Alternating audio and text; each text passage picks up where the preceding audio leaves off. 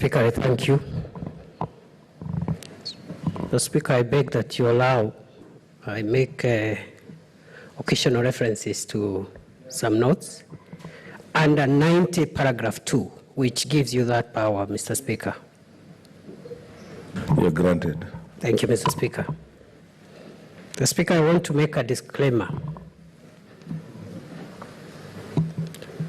that the people who have accused me today,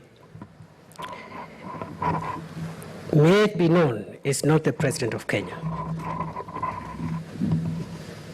Neither is it any senator seated here, including the mover of this motion. I have the highest respect for institutions, I have the highest respect for the President, and I have the highest respect for my colleagues, all of them. The Speaker, today, I stand here paraded before the whole nation, accused of misdeeds whose particulars have never been brought to my attention until now, despite me consistently asking for them. There can only be two reasons for this. The first is that the trumped-up charges against me are baseless, and that my case is a fait accompli, and therefore I must be removed from office by all means whatsoever, even by unconstitutional means. Mr. Speaker, how I wish this sitting, with the haste in which it has been convened, was meant to discuss the plight of the millions of our people across the country who are living in dire need and abject poverty. I bow in shame to note that we are here today for such an elitist triviality, powered by petty, divisive, and vindictive politics, as the country hurts from the lethal combination of a near collapsed economy, a ravaging pandemic, floods, and a rare invasion of desert locusts, not seen in this country for decades. I am ashamed that we are here discussing party politics at a time when our motherland desperately needs the solidarity of every single Kenyan, even the weakest, at a time when our country needs reconciliation and not hate and pettiness. Mr. Speaker, it does not bother me at all that the die is cast against me. What bothers me is that the Constitution of our country is once more being indecently assaulted in full glare. A handful of raw fellow citizens who have made it their orgy of pleasure to humiliate freedom and truth with reckless abandon, with little patience for procedural dictates of our Constitution, which would have given our country some semblance of honor, even fake, cosmetic, or hypocritical honor. Mr. Speaker, the right to be heard and to be tried fairly in a judicial, quasi-judicial, or even administrative process of whatever nature, where a decision is being made, would help to clothe even a horribly evil process, such as this one, with some form of legitimacy. Give a man a chance to defend himself, even if the defense is regarded inconsequential and an outcome has been predetermined. Thank you. Mr. Speaker, my faith in God, instilled in me early in life, has helped me to navigate even the deadliest of the storms of life with minimum injury, or even none. Also, my more than 1 decade in academia helped me build moral resilience adequate to withstand the temptation of living an unprincipled life and to resist the urge to pursue vanity. It taught me never to sell my beliefs for expediency. Mr. Speaker, sir,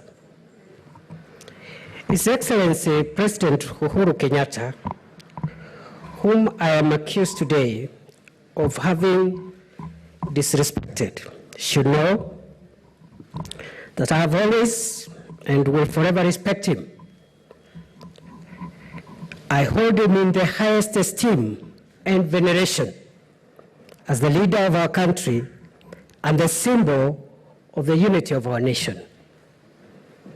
I have faith in him as the leader of our party and will support him loyally to the end of his administration as a matter of duty and also a matter of choice.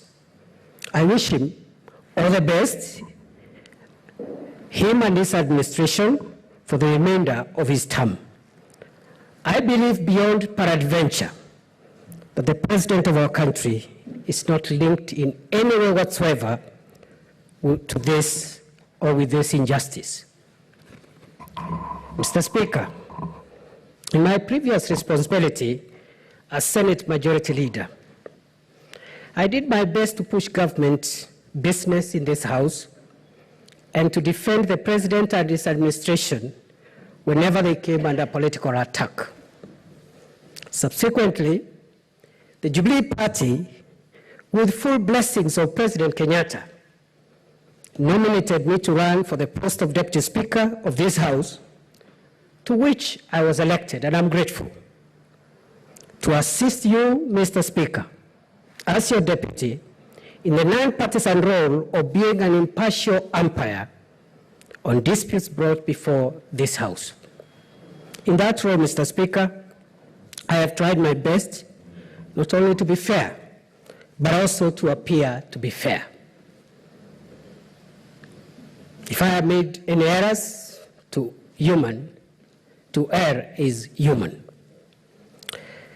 And the reason I've been this way is because of the need to ensure that we do not compromise the dignity and independence of Parliament as an arm of government. Outside this chamber, I have carefully calibrated my political utterances to give full respect and dignity to the constitutional office that I've been holding as an impartial umpire at least until the end of this sitting. Neither in my previous role as Majority Leader or in my current role as Deputy Speaker that ends today have I ever disrespected the leader of my party. Mr. Speaker, I have endeavored to respect my colleague senators, and this respect has been sincere and deep from my heart, despite the unique challenges of moderating parliamentary debates, because sometimes you have to rule a Senate out of order and something doesn't look tidy. But despite that, I have tried my best to restrain myself and to respect each and every senator and to give each member of this House an opportunity to address the nation and address the people who have sent us to this House. Mr. Speaker, in recent times, I have somewhat restrained myself as I observe the worrying political developments that threaten to polarize our country to unprecedented levels. My accusers And I've already said my accusers is not the head of state, it's not any senator, may have mistaken this restraint for weakness. They thought I had no views to air publicly, or that fear had trumped or triumphed over me. They wrongly diagonized that I could be manipulated, cajoled, or even threatened to join them in what, in my view, is a treasonable project of destroying our beloved country. I respect their choice to be petty, but they also to know that humility is not cowardice. Neither is silence a sign of ignorance. Mr. Speaker, I have lived long enough to witness even darker moments when faith in our democracy and values have been severely tested. Nevertheless, I remain optimistic of better days ahead for our nation. However dark it gets, the sun of freedom and justice shall soon shine again over Kenya. Mr. Speaker, in my struggles with the powers of darkness, especially during the past 1 week, I rejoice in my tribulations. Harboring hate against them would work in their favor. Therefore, I freely forgive those who have crucified me.